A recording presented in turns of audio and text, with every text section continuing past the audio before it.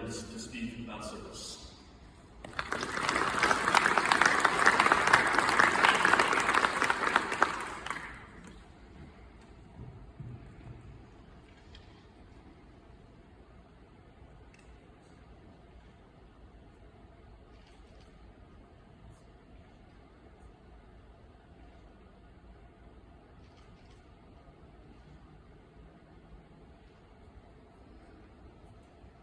Hello, like Corbin said, my name is Mallory Nevis. When Mr. Lusenkamp asked me to speak about service, I immediately called my mom because I did not feel qualified enough to give a speech about service. She reassured all of my doubts and said, "No, you play the piano every single week for chapel. How is that not service?" I just replied and said, "Well, I just play the piano." She said, "Exactly." That gave me the inspiration to talk about gifts today for service. I realized that to me, leading worship every week does not feel like service because I'm just doing what I love to do. I love to play the piano, and it is a joy to be able to do that every week. And this is my third year at chapel, and we do it here in this room, and apparently I still don't know how to do all the tech things because we're just figuring out the mics, but hey, we got it, it's okay. I just play the instruments, not the mics. But anyway, that conversation made me realize that God gives us each in unique ways that can be used for His glory. We are all made so differently, with different things that we are passionate about and love to do. For me, it is music. God made me to make music. It's what I love to do. When I started using those gifts, it doesn't feel like service because I'm just having fun doing what I love to do. So my question for you is, what did God make you to do? Your gifts and passions are not accidents. It's all purposeful from God. You love what you love to do because God made you that way. So how can you use those gifts to make His name greater and serve others? However, when I was thinking about that topic, I realized that that is not the only part to service. Yeah, it's great to use our gifts, but there's a whole other aspect of it, including things that we don't like doing. How do we serve when we don't want to serve? When it's something that we really don't feel like doing?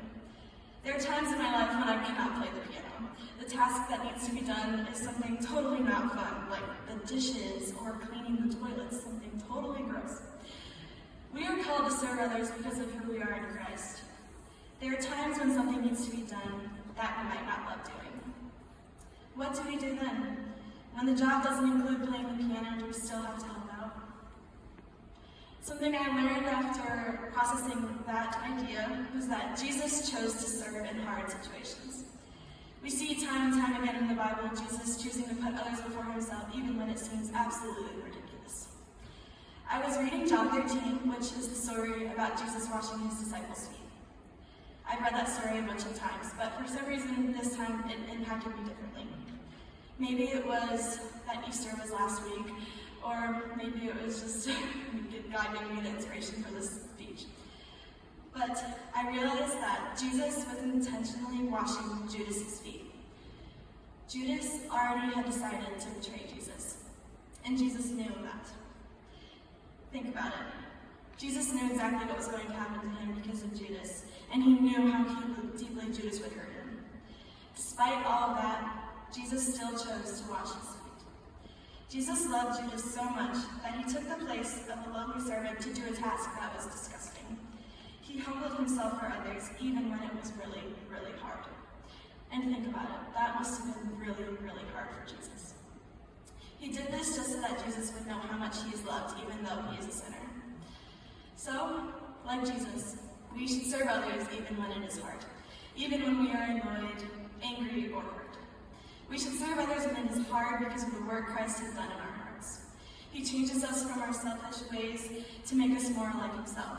Jesus is humble, selfless, and loving. Everything that we do in life is an opportunity to make God known. The way we live our lives should be a testimony to the Lord's goodness. Serving in a really hard situation is an opportunity to testify of how amazing God is.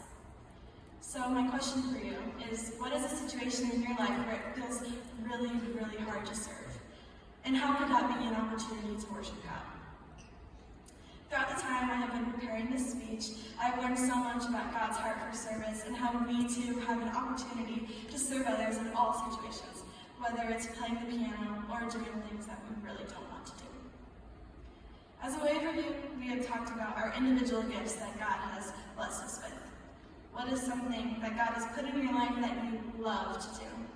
How can you worship and serve God with that gift?